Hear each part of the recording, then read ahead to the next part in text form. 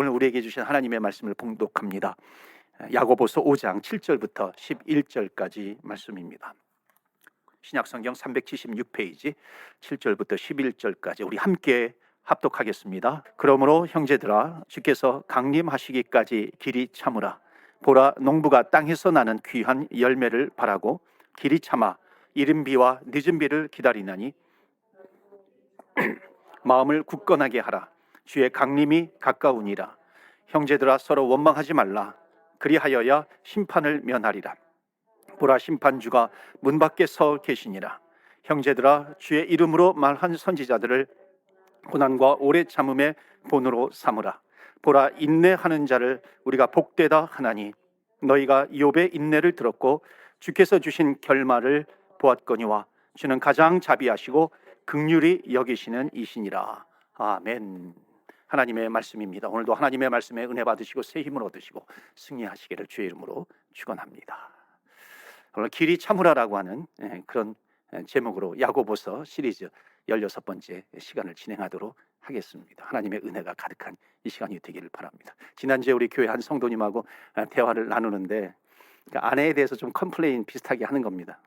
그게 뭐냐면 9시만 되면은 줌으로 그 아내가 기도회에 참여를 해가지고 뭐 10시 또는 11시까지 계속해서 기도회를 진행을 한다는 것입니다. 그러니까 9시 이후에는 아내를 만날 수가 없는 거예요. 그런데 그 컴플레인을 하는 듯한데 그 안에는 기쁨이 있더라고요. 감사가 있더라고요. 또 하나님 앞에 기도를 올려드리는 것이 얼마나 좋은가 하는 그 고백이 담겨 있어서 듣는 저도 은혜를 받게 되었습니다. 여러분, 조금만 참으세요. 조금만 참으시면 이제 주님께서 다시 오십니다. 주님께서 오실 때까지만 기다리시면 되는 거예요. 그래서 길이 참어라. 주님께서 곧 오신다. 주님께서 오시면 모든 것이 다 해결이 됩니다. 지금 비록 뭔가 안 풀리는 것 같다 할지라도요, 뭔가 길이 막혀 있는 것 같아요. 그럼에도 불구하고 우리는 주님께서 다시 오신다고 약속하셨기 때문에 우리의 소망, 우리의 마음은 어디에 두는 것인가? 주님의 약속의 말씀을 붙드는 것이잖아요. 거기에 우리의 소망이 있는 것입니다. 그 주님은 분명히 다시 오신다고 약속하셨어요. 그렇기 때문에 우리가 그것을 기다리면서 살아가게 되면은 우리가 우리의 발을 이 땅에 딛고 살아가고 있어요. 동서남북을 바라보고 있어요. 그러나 동서남북만 바라보면은 인생은 고난의 인생이에요. 고난 가운데 고난이 고난으로 해석이 되면 원망하게 되고 불평하게 됩니다. 그러나 하늘에 소망을 두는 인생은요, 하늘을 보면서 이 땅을 해석하게 되는 것입니다. 그러니까 말씀을 읽으면 내가 말씀을 읽는 가운데 말씀이 나를 읽어요. 이것은 뭐냐면 내 인생을 해석해 주는 것이 상황과 환경이 아니라 하나님의 말씀이라는 것입니다. 그래서 하나님의 말씀을 붙들면 그게 곧 길이요 진리요 생명의 길이기 때문에 거기에 형통의 길이 있다는 것입니다. 하나님께서 그 길을 열어주신다는 것입니다. 그래서 오늘도 내일도 하나님의 말씀을 붙드시고 하나님께 소망을 두시면서 살아가시기를 주의 이름으로 축복합니다. 여러분, 지난주 설교를 기억하실 겁니다. 지난주 설교를 조금 더 말씀을 드리고 오늘 본문의 말씀을 이어나가도록 하겠습니다. 왜냐하면 오늘의 말씀이 지난주 말씀과 말씀의 연장선상에 있는 말씀이기 때문에 그렇습니다. 여러분, 지난주 말씀 기억하십니까? 부자에 대한 아주 강력한 엄청난 경고를 하고 있는 겁니다. 부자들에게 아주 그 주의를 요하는 그런 말씀이기도 했습니다. 5장 1절 말씀 보시면요, 뭐라고 얘기합니까? 들으라 부자들아, 그렇게 이야기를 합니다. 들으라 부자들아, 너희에게 이 말 고생으로 말미암아 울고 통곡하라 그럽니다. 그러니까 너희들에게 고생이 올 것이기 때문에 너희들은 웃을 때가 아니라 통곡할 때라고 하는 겁니다. 그런데 오해하지 마셔야 돼요. 그것은 뭐냐면 여기에 지금 부자라고 하는 것은 열심히 땀 흘려서 열심히 일하면서 부자가 된 사람을 얘기하는 것이 아닙니다. 절대로 그런 것이 아니고요. 여기에서 말하는 부자는 뭐냐면 정말 돈밖에 모르는 사람이에요. 돈밖에 모르기 때문에 돈을 모으는 것 자체가 목적인 겁니다. 거기에만 목적을 두고 거기에만 기쁨을 두고 있는 거예요. 그렇기 때문에 돈이 된다고 한다면 수단과 방법을 가리지 않고 챙기는 그런 부자들에 대한 경고라고 하는 겁니다. 그래서 우리가 하나님께 소망을 두는 사람은 믿음을 가지고 살아가는데, 믿음을 가지고 살아가는 사람은 어떤 사람인가? 하나님의 영광을 드러내는 사람이라고 하는 것을 말씀하고 있습니다. 그러니까는 예수 믿는 사람들의 목표가 뭐냐면은 돈이 목표가 아니라는 것입니다. 하나님의 영광이 우리의 인생의 목표가 되는 줄로 믿습니다. 돈을 우리의 인생의 목적, 우리 인생의 본질로 삼아서는 절대로 된다 안 된다? 안 된다는 것입니다. 자, 그래서 5절 말씀 보시면요, 5절에 너희가 땅에서 사치하고 방종하여 방종이라고 하는 건 쾌락이라고도 말씀을 드렸죠. 그렇게 하면 살육의 날에, 이게 마지막 심판의 날이에요. 그때 너희 마음을 살찌게 하였도다. 그러니까 분명히 주님께서 다시 오신다고 약속하셨고 재림하신다고 약속하셨음에도 불구하고 그것은 온데간데 없는 거예요. 그냥 이 땅에서만 소망을 두는 겁니다. 그리고 자기만을 위해서 돈을 쓰는 거예요. 열심히 모아요. 돈이 많으니까는 내 인생의 모든 즐거움입니다. 여러분, 돈이 생기면요, 즐거움이 오는 것, 기쁨이 오는 건 당연한 겁니다. 그러니까 그걸 뭐라고 하는 게 아니에요. 근데 성경은 뭘 얘기하냐면 그것만이 내 인생의 최고의 기쁨이 되기 때문에 문제라고 하는 것입니다. 그것이 최고의 기쁨이 되기 때문에 돈이 우상이 되는 거예요. 물질이 우상이 되는 것입니다. 그래서 거기 살육의 날이라고 하는 것은 심판의 날이라는 겁니다. 그러니까 심판의 날이 있다고 분명히 얘기했음에도 불구하고, 종말이 있다고 주님께서 다시 오신다고 말씀했음에도 불구하고 그것은 온데간데 없어지는 거예요. 그냥 물질만 붙들고 있는 겁니다. 돈만 붙들고 기뻐하는 것입니다. 자기만을 위해서 돈을 버는 것이에요. 그런 부자를 얘기하는 겁니다. 그러니까 우리는 뭐예요? 우리는 누구예요? 예수 믿는 사람입니다. 그러니까 예수 믿는 사람이면 예수 믿는 사람답게 살아야 되지 않겠는가? 주님께서 우리를 구원해 주셨는데. 그러니까 너희들의 소원을 어디에다가 두고 살아가고 있는가? 이 땅에 썩어 없어질 것에 거기에만 소망을 두고 살아갈 것인가? 그렇지 않고 하나님께서 말씀을 주셨는데, 영원히 변하지 않는 이 진리의 말씀을 주셨는데, 여러분, 이 초대교회 때 주님께서 이 종말에 대해서 말씀하셨어요. 주님께서 다시 오신다고 말씀하셨어요. 그리고 지금까지도 계속해서 그 말씀은 유효하다는 겁니다. 이건 무슨 뜻이에요? 하나님의 말씀은 영원 전부터 영원까지 진리라는 거예요. 하나님의 말씀은 변함이 없다는 겁니다. 초대교회 때 하나님께서 약속의 말씀을 주셨으면 그 약속의 말씀은 오늘도 지금도 하나님께서 우리에게 주시는 변함없는 약속의 말씀이에요. 진리의 말씀이라고 하는 것입니다. 그래서 우리 그리스도인들은 주님께서 다시 오신다 하는 종말에, 요즘 종말이라고 하면은 하도 이단들이 많이 써가지고 종말론이라든지 이런 거 얘기하면 괜히 색안경을 끼고 보잖아요. 그런데 이 종말론이라고 하는 것이, 종말이라고 하는 것이 우리 믿음의 여정을 살아가는 우리 믿는 사람들, 예수 믿는 사람들에게 어찌 보면 가장 중요한 신앙이 바로 이 종말 신앙입니다. 주님께서 다시 오신다. 그래서 초대교회는요, 항상 마라나타 주 예수여 오시옵소서, 마라나타 주 예수여 오시옵소서, 그 하나님 나라의 소망을 두면서 살아가게 되는 거예요. 주님 다시 오신다라고 하는 그 견고하게 그것을 붙드는 믿음이 있었다는 것입니다. 그런데 그게 온데간데 없어져 버려요. 이 땅의 것이 전부 다인 것처럼 보여요. 물질이 최선이에요. 최고의 기쁨이 물질이에요. 여러분, 믿는 사람들은 그렇게 살아서는 안 된다는 겁니다. 자, 그렇다고 해가지고 오해하면 안 됩니다. 우리가 돈을 벌지 말아야 될까요? 아니죠. 우리는 열심히 벌어야 되는 겁니다. 그런데 열심히 벌어야 되는데 문제는 뭐냐면 목적이 다르다라고 하는 거예요. 우리 기독교인의 정신을 가지고 산다라고 하는 우리 기독교인들의 태도는 뭐예요? 성실해야죠. 근면해야죠. 열심히 돈을 벌어야 되죠. 그런데 문제는 뭐냐면 그 목적이 나를 위해서가 아니에요. 하나님을 위해서 벌어야 된다는 것입니다. 이것만 붙들게 되면은 부자에 대한 경고 우리가 받을 필요가 없다는 것입니다. 그러나 그것은 온데간데 없어요. 돈이 나의 최고의 소망이 되는 거예요. 그렇게 되면 어떻게 되냐면 내가 돈을 관리하고 내가 돈을 소유하는 것이 아니라 돈이 나를 소유해버린다는 것입니다. 이게 우상이에요. 그러니까 누가 나를 소유하고 있는가? 하나님이 나를 소유하는 하나님의 백성이 되면은 나는 진실된 하나님의 자녀로서 믿음을 가지고 살아가지만은 그런 것이 아니라 그 외의 것이 나를 붙들고 있어요. 그것이 바로 우상이 된다는 것입니다. 그래서 그 돈을 우상으로 삼으면서 돈이 나를 소유하면서 살아가게 되면 심판의 날, 살육의 날, 종말의 날, 주님 다시 오시는 날 소망이 있다 없다? 없다는 거예요. 부자들이요, 가장 경고의 메시지를 주는 것은요, 바로 하늘에 소망을 두지 않고 주님께 소망을 두지 않고 이 땅에만 소망을 두고 살아가는 거예요. 그래서 여러분, 예수 믿는 사람은 열심히 벌어야 될 줄로 믿습니다. 여러분, 열심히 벌어야 돼요. 근데 목적이 다르다라고 하는 것입니다. 그러니까 내가 돈을 위해서 돈을 버는 게 아니에요. 나만을 위해서 버는 것이 아니라 문제는 뭐예요? 하나님을 위해서. 그러니까 하나님을 위해서 번다는 것은 뭐냐면 하나님을 위해 쓰기 위해서 번다는 것입니다. 기억하시길 바랍니다. 여러분, 돈을 위해서 돈을 버는 사람과 하나님을 위해 돈을 쓰기 위해서 버는 사람은요, 아주 큰 차이점이 있어요. 그 차이점이 뭔지 아세요? 기쁨이 다르다라고 하는 겁니다. 기쁨이 달라요. 돈을 모으는 사람, 돈이 우상인 사람은 돈이 들어와야지 기뻐요. 그 기쁨밖에는 모르는 겁니다. 집 한 채가 들어와서 입이 찢어지는 거예요.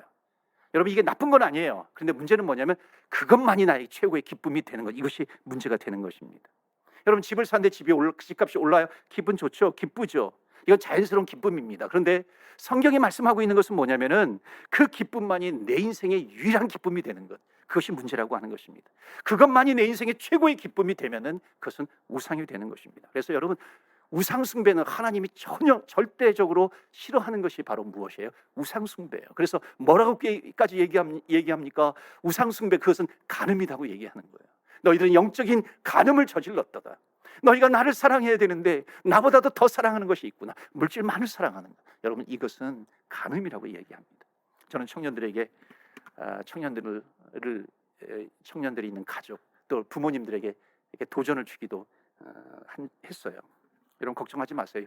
우리 여기에서가 아니라 옛날에 그랬다는 거예요. 여러분, 청년들의 미래, 청소년들의 미래가 얼마나 귀합니까? 지금도 이제 청년부에 제가 이제 3개월에 한 번씩 분기별로 한 번씩 가가지고 이제 제가 설교를 합니다. 귀하기 때문에 그래요. 중요하기 때문에 그런 거예요. 그런데 여러분 아세요? 청년들이요, 부모가 집을 많이 가지면 가질수록 아이들의 인생은 약해집니다. 저 집은 너의 거야, 저 집은 너의 거, 둘째 거야, 첫째 거야. 그러면 아이들은 열심히 살 용기가 나지 않습니다. 한 번은 저번 교회에서 수련회 할 때 학생들에게 유산 포기각서를 쓰라고 한 적이 있었어요. 아이들이 머뭇머뭇거리죠. 야, 뭐 법적인 효력이 없으니까 써도 괜찮아. 제자훈련 할 때도 한 번 유산 포기각서를 쓰게 한 적이 있어요. 법적인 효력은 없어요. 쓰는 거, 쓰긴 써요. 쓸 때 그 마음이 어떤가 하는 겁니다. 정말 이 땅의 유산을 내가 포기한다는 거, 정말 하나님께 붙들리는 인생을 산다는 것이 무엇인가라고 하는 것을 한번 느끼게 해보는 것입니다. 정말 여러분, 청년들이 주님을 위해서 어떻게 하면 열심히 살 수 있을 것인가, 어떻게 하면 주님을 붙드는 인생, 여호와가 나의 하나님, 주님이 나의 하나님이십니다 라고 하는 것을 정말 믿고 붙들면서 살아가게 할 수 있는 것인가, 어떻게 하면 주님을 붙들고 주님을 만나는 것이 주님이 내 인생의 가장 큰 기쁨입니다, 이것을 믿게 할 수 있는 것인가, 이것을 붙들 수 있게 하는 것인가. 여러분, 그래서 교회는요, 집이 없어도 믿음의 청년들을 키워낼 수 있는 교회가 되어야 될 줄로 믿습니다. 집은 없어, 이 세상에 재산은 없다 할지라도 하나님의 말씀에 붙들리는 청년들을 키워내는 교회, 여러분, 이 땅에 하나님께서 마지막 지켜주시고 인도해 주시고 살려주시는 교회는 어떤 교회일까요? 너가 세상의 모든 것을 다 잃어버린다 할지라도 하나님만을 붙드는 인생, 그 인생이 있으면 하나님은 기뻐하신다는 거예요.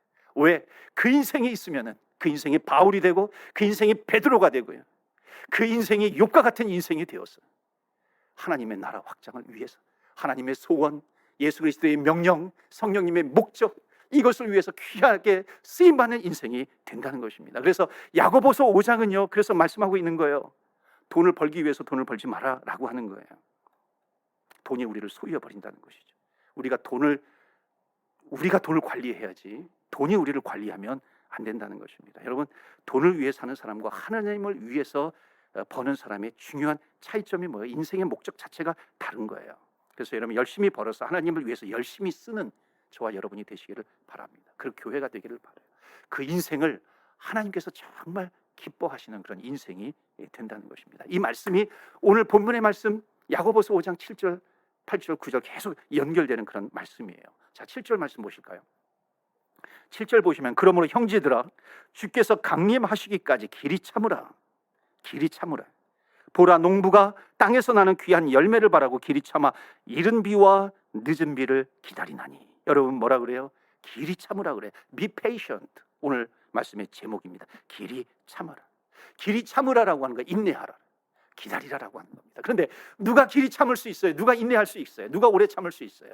그것은 뭐냐면 거기 7절에 뭐라 그래요? 주께서 강림하시기까지. 주의 강림을 믿는 사람이에요. 주님께서 다시 오신다라고 하는 것, 종말이 있다라고 하는 것, 심판의 날이 있다라고 하는 것, 그것을 믿는 사람이에요. 그게 8절에도 반복이 됩니다. 8절에 보시면, 너희도 길이 참고 마음을 굳건하게 하라. 주의 강림이 가까우니라. 주의 강림이 가까웠다. 주의 강림은 반드시 있어. 주님께서 다시 오시는 세컨 커밍은 반드시 있어. 재림은 반드시 있어. 그러니까 여러분, 이것이 우리 신앙에서 얼마나 중요한 것인가.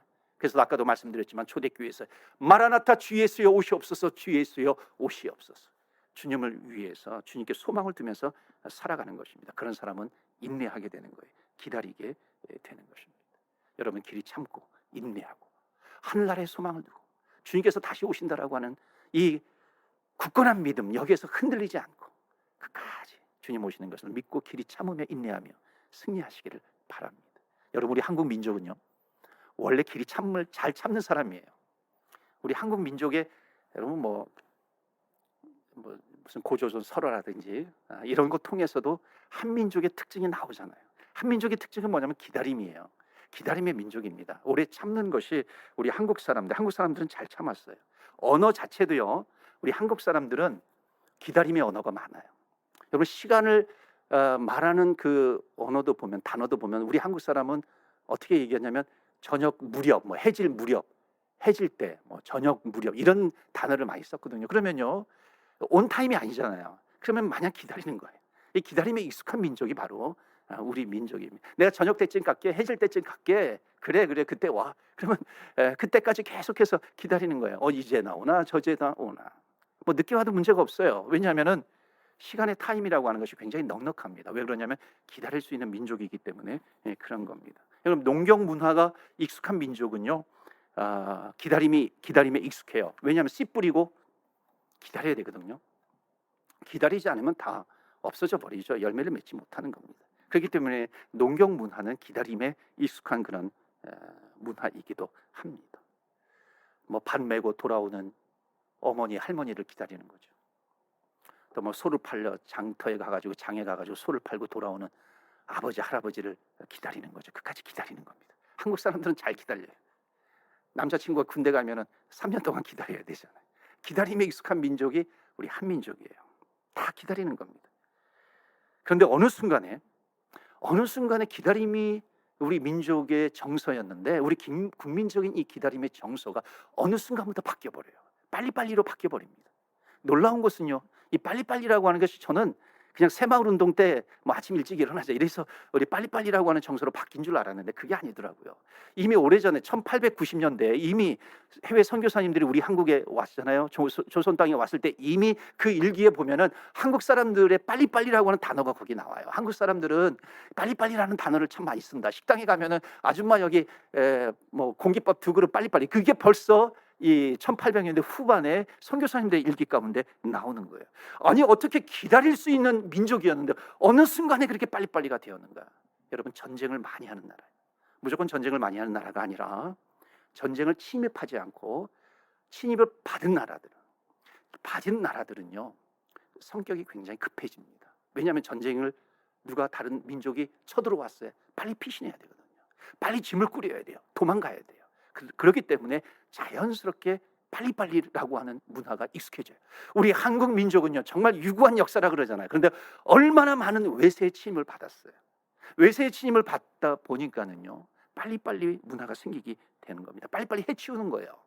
전쟁에 끌려가지 않도록 우리 아이를 낳으면은, 자녀를 낳으면은 빨리빨리 결혼시켜야 돼요. 빨리빨리 장가 보내야 되는 거예요. 꼬마 신랑이 나타나게 되는 것이죠. 나이가 되지도 않았는데 결혼을 하게 하는 겁니다. 그리고 결혼을 했어요. 빨리빨리 아기를 낳아야 돼요. 저희도 6남매입니다. 근데 한 8년, 9년 동안에 어머니가 8년, 9년 동안에 이 6남매를 낳으신 거예요. 여러분, 이게 가능한 일입니까? 이게 인간적으로 가능한 일이에요?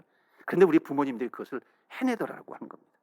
건물을 짓는데 2년, 3년, 4년, 심지어 6년 걸려야 되는, 세워져야 되는 건물인데 그냥 뭐 6개월 만에, 1년 만에 뚝딱 해치워버려서 세워버리기도 하잖아요. 다리도 그렇게 만들어버리고, 고속도로도요, 경부선 고속도로 같은 것도 정말 몇 년 동안 오랫동안 세워야 되는데, 그걸 만들어놔야 되는데 후딱 1년 만에 만들어버리는 거예요. 지하철도 그냥 후다닥 끝내버리잖아요. 세계 역사상 가장 빠른 기간 내에 지하철을 뚫은 나라, 우리 한국이에요. 빨리빨리가 완전 몸에 배인 나라가 되었습니다. 메뉴를 시켜놓고 밥이 언제 나오냐고 그 종업원에게 물어보는 민족, 우리나라 민족밖에 없다 그래요. 버스를 타면 버스가 이 스탑 그 정류장에 도착하기 전에 일어나서 그 입구에 가가지고 기다리는 사람은 우리나라 사람밖에 없다 그러더라고요. 택시를 뛰어가면서 택시 잡는 나라는 우리나라 사람밖에 없다 그러더라고요. 아니나 다를까, 여러분, 정말 인터넷 속도가 가장 빠른 나라가 우리나라예요. 쇼트트랙 그 스포츠 경기에서 쇼트트랙 보면은 가장 빨리 달리는 나라가 우리나라입니다. 어쩌면 세계에서 가장 빨리빨리 할 수 있는 나라가 우리 민족일 수도 있어요. 이것에 대한 분명한 장점도 있어요. 하나님께서 이것을 가지고 귀하게 하나님의 손에 붙들리면 분명히 귀하게 쓰임 받을 수 있어요. 그러나 한편이요, 기다리지 못하는 오류를 범할 수도 있다는 겁니다. 여러분, 교회를 세우고요, 교회를 개척해서 몇 년 만에 몇 명이 되었다, 여기에서 감동을 받아요. 은혜 받아요. 성도들의 믿음도 빨리빨리 자라나야 되는 거예요. 여러분, 이민교회 와가지고 교회를 정할 때, 이민 와서 교회를 정할 때 많은 경우가 아이들을 중심으로 해서 교회를 정합니다. 그런데 이제 아이들과 함께 이민 와가지고 처음 교회를 정할 때 이제 교회 방문해요. 교회 와가지고 아이들하고 어른들하고 또 이렇게 흩어져서 예배를 드리잖아요. 끝나고 이제 다시 만나요. 차를 타고 가면서 물어봅니다. 얘야, 오늘 예배 어땠느냐? 여러분, 전날 왔는데 얼마나 서먹서먹하겠어요. 근데 오늘 예배 어땠냐 이렇게 물어보게 되면 당연히 좀 뭐 서먹서먹해, 왜 이래, 좀 마음에 안 들어, 이렇게 대답하는 것이 당연한 거죠. 별로예요. 그러면요, 부모님은 빨리 결정을 해줘야 되는 거예요. 그래서 괜찮아요, 교회 되게 많어, 그러니까는 다음 주에는 다른 교회 알아보자 그러는 거예요. 기다리지 못한다는 것입니다. 여러분, 교회가 어땠어라고 바로 물어보는 것은요, 이거는 아이들에게 묻는 질문이 아니에요. 여러분, 적어도 교회에 오셨으면은 교육 시스템이 어떻게 되는지, 영적인 이 신앙 교육의 시스템이 어떻게 되는지, 또 우리 아동부라든지 청소년부라든지 청년부라든지 어떤 식으로 진행되고 있는지 전체적인 것을 살펴보아야 하는 것이죠. 선생님들이 정말 아이들을 사랑하는가, 전도사님들이 정말 영적으로 기도하면서 말씀을 준비하는 것인가, 그 아이들을 이름을 불러가면서 기도하는 그런 전도사님인가, 이런 것을 두루두루 살펴야 됩니다. 그래서 결정이 되면은 어떻게 해요? 처음에 적응을 잘 못하잖아요.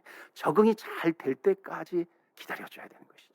그리고 적응을 잘 할 수 있도록 부모님들은 격려해 주고요, 또는 나 여기 싫어, 갈등이 일어날 수도 있죠. 그러나 그럼에도 불구하고 잘 적응할 수 있도록 옆에서 도와주는 겁니다. 여러분, 자녀들이 적응하면서 믿음이 자라나게 되는 겁니다. 공동체 안에서요, 때로는 갈등이 있어야 돼요. 갈등이 생기면 그것을 이겨나가는 믿음의 훈련을 하게 되는 것입니다. 갈등이 있으면 피하고, 갈등이 있으면 피하고. 절대로 갈등이 있어서 피하면 다른 곳에서 또 똑같은 문제를 만나게 됩니다. 여러분, 갈등이 있는 곳에서 어떻게 하면 여기에서 믿음이 자라날 수 있을까 하는 거예요. 믿음의 뿌리를 내리는 겁니다. 나 다니기 싫어, 엄마, 아빠. 그런데 그 공동체 안에서 그것을 해결해 나가는 것입니다. 극복해 나가는 거예요. 그러면서 믿음의 뿌리를 내리게 되면 믿음이 자라나게 되는 겁니다. 여러분, 대나무의 특징이 있어요. 대나무는 뿌리를 내리고 그 지상으로 그게 대나무가 곱게 뻗어서 올라오잖아요. 근데 뿌리를 내리는 기간이 자그마치 다른 것과 달라서 4년이라 그래요. 4년 동안 뿌리만 내린다 그래요. 4년 후부터 지상으로 그 나무가 곱게 올라온다는 것입니다. 여러분, 믿음의 뿌리를 깊게 내려야 되는 거예요. 그러기 위해서 길이 참아야죠. 인내해야죠. 기다려야죠. 어느 순간에 기다림의 끝이 오게 된다는 것입니다. 그 믿음이 자라나는 것을 보는 거예요. 그래서 오늘 제목이 뭐예요? 여러분이요, 길이 참으십시오. 이 야고보가 이 교회들마다, 이 야고보서는 성도들을 향한 거거든요. 그 교회들을 향해서 성도님들이요, 길이 참으십시오. 길이 참으십시오. 주님께서 오실 것입니다. 보니까 주님께서 오실 것 같지 않아요.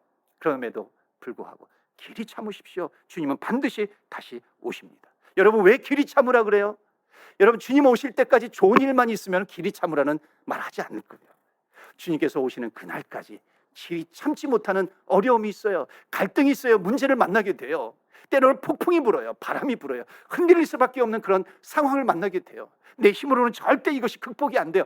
그런 일들은 만날 수밖에 없다는 겁니다. 그렇기 때문에 너희들 어떻게 해라? 길이 참으라라고 하는 것입니다.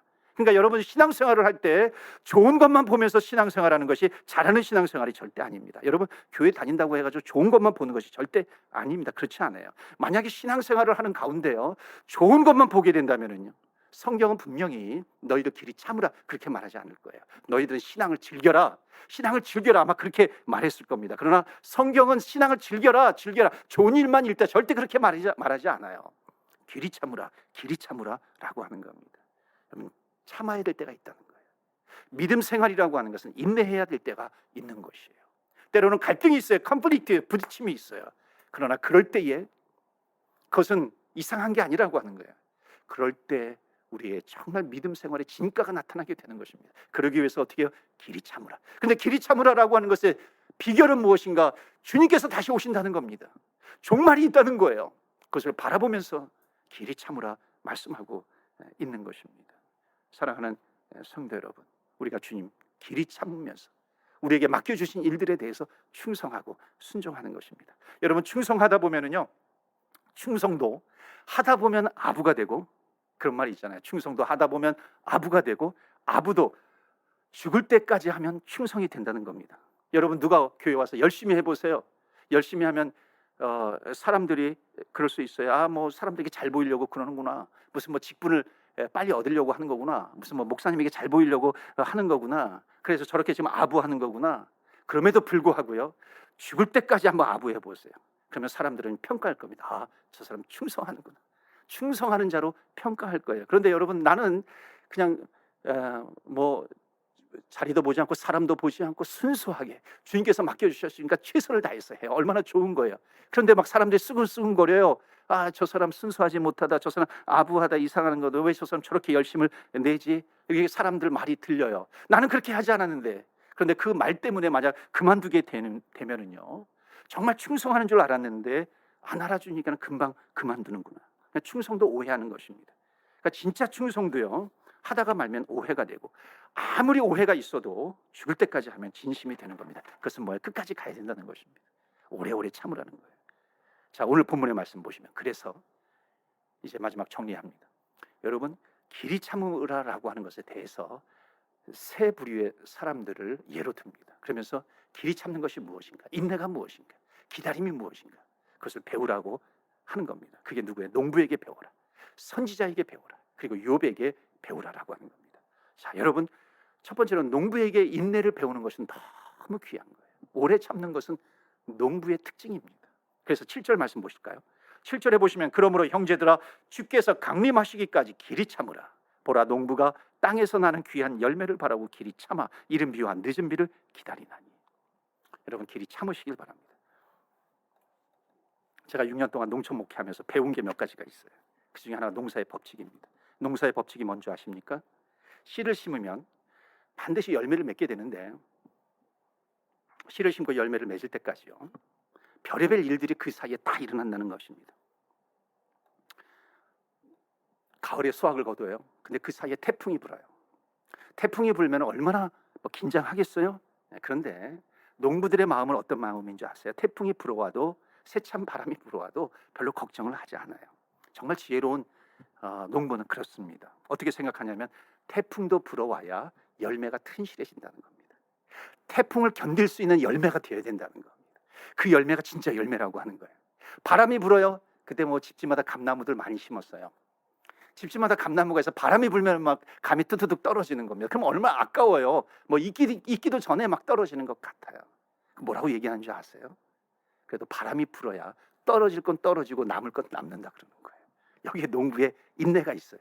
농부의 지혜가 있는 겁니다. 여러분, 우리의 인생 가운데서도요, 주님 오시는 그날까지 얼마나 별의별 일들이 다 일어납니까? 태풍이 불어요, 바람이 불어요. 그러나 그 가운데 하나님께서 우리에게 주신 진리가 뭐냐면, 지혜가 뭐냐면, 그런 가운데 길이 참으라라고 하는 겁니다. 태풍이 부는 가운데, 바람이 부는 가운데 떨어질 건 떨어지고요, 남을 건 남아야 되는 거예요.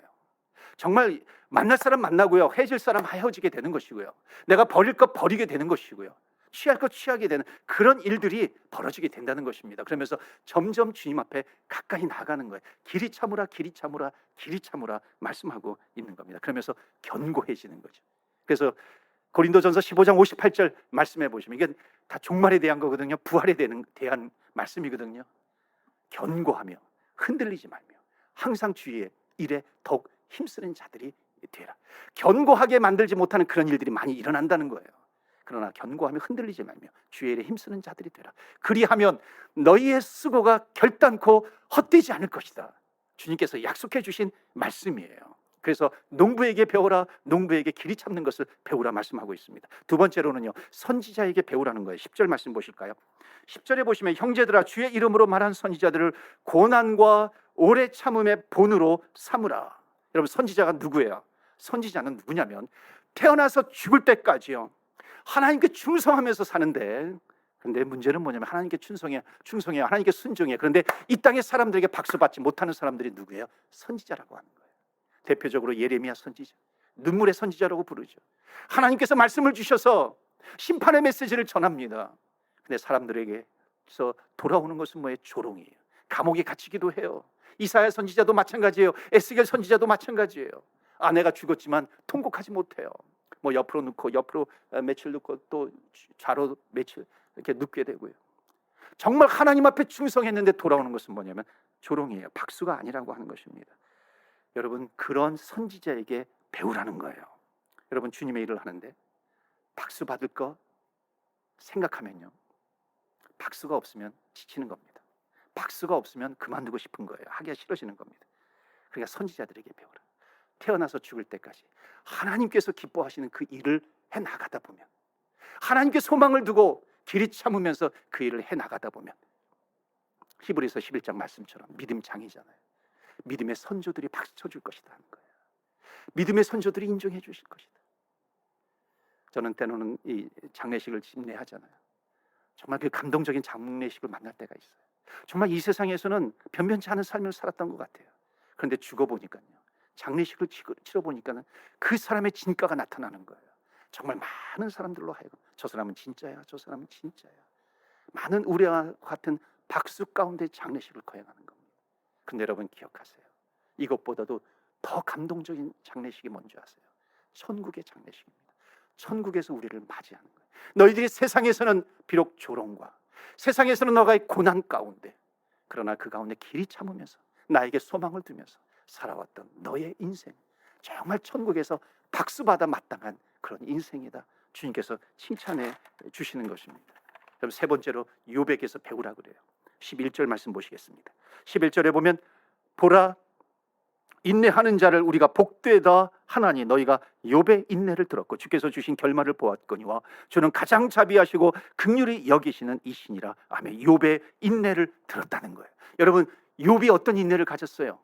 욥이 재앙이 임해요. 병이 나요. 재산 다 탕진하게 돼요. 심지어 자녀들이 죽어요. 아내가 도망을 가요. 자기를 욕해요. 저주해요. 그러는 가운데 친구들이 찾아오잖아요. 빌닷, 뭐 소발, 엘리바스, 뭐 엘리후, 이런 그 친구들이 찾아오고 처음에는 위로해 주는 것 같아요. 너 정말 안 됐다, 너 정말 힘들겠구나, 위로해 주는 것 같은데 나중에 태도가 바뀌면서 너가 이렇게 어려움을 당하는 것은 뭔가 너가 하나님 앞에 죄를 지은 것 아니냐, 죄를 지었음에도 불구하고 하나님 앞에 감춰놓고 회개하지 않고 있는 것 아니냐, 그것을 너희 회개해라, 회개해라. 얼마나 정말 상처가 되는 말들을 내뱉는지 몰라요.